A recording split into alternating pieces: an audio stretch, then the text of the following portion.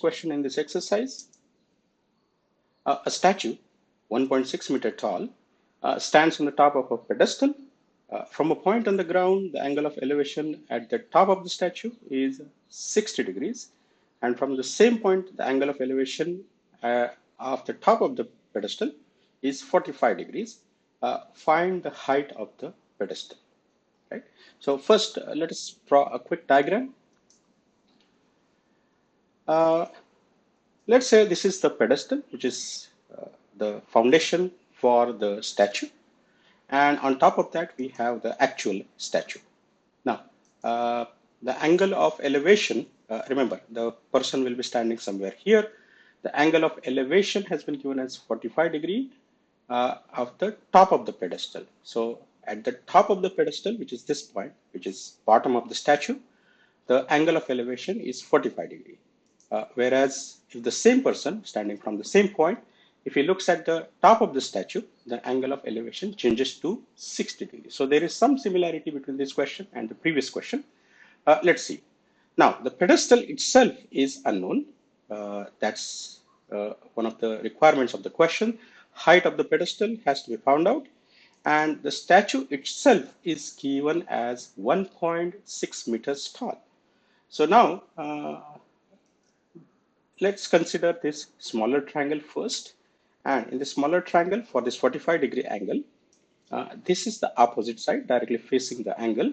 And this is the adjacent side, which we don't know. Now, even though adjacent is not our primary objective, just like the previous question, we will calculate because it will serve as a connection between the two triangles which we are going to consider. Remember, we are going to consider first the smaller triangle, and then we are going to consider the bigger triangle, which includes the statue.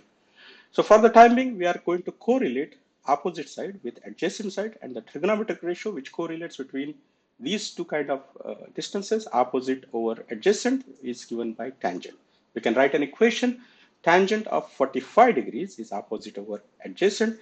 Opposite in this case is the pedestal, which is y, and adjacent in this case is x. From standard trigonometric ratio tables, we can get the value of tan 45, which is 1, and we'll get some relation between x and y, which is in this case very simple one. X is same as y. Now, remember, x is not our objective, but in order to get y, now we have two unknowns in this equation, so we cannot do anything. So we need one more equations. For that purpose, we are going to consider now the bigger triangle, which includes the statue. Now, for this bigger triangle, the angle of elevation is 60 degrees, and the opposite side will be now including this 1.6. So the complete opposite side will be this y plus 1.6. Now we can write another equation correlating opposite side with adjacent. Tan of 60 degrees, which will be opposite over adjacent. Tan of 60 degrees from standard trigonometric ratio, it's always √3. So we will substitute that.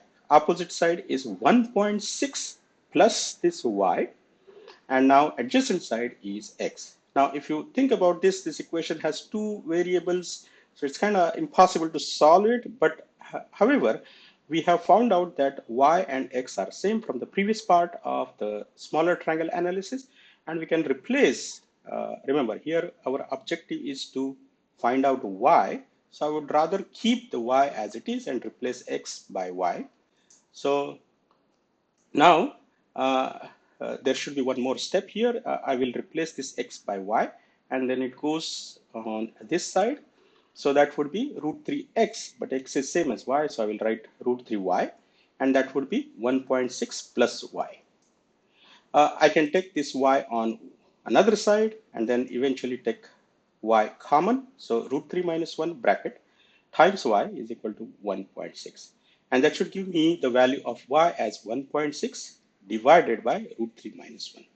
Even though this is a technically correct answer, and but unfortunately the denominator is an irrational one, because this √3 is an irrational number. We prefer to keep the denominator rational. So in that case, we will follow the process of rationalization. We will multiply both numerator and denominator by conjugate of this rational number is a irrational number, that would be root 3 plus 1. You have to change the middle sign, and you have to multiply and divide both numerator by the same number. So in that case, uh, if you multiply both numerators and denominators by the same number, the value of the ratio does not change. And why we are doing that? Because now at the bottom, this is in the form of a minus b and a plus b. We know the expansion of a minus b and a plus b is a square minus b square. So that will be root 3 square, which is 3. And 1 square is still 1. Remember, there is a minus sign because it is a square minus b square. The numerator, nothing happens there. It's just 1.6 times root 3 plus 1. But now our denominator is rationalized. We can write this 3 minus 1 as 2. And eventually that can be divided, 1.6 can be divided by that 2. So your final answer will be 0.8 in bracket root 3 plus 1.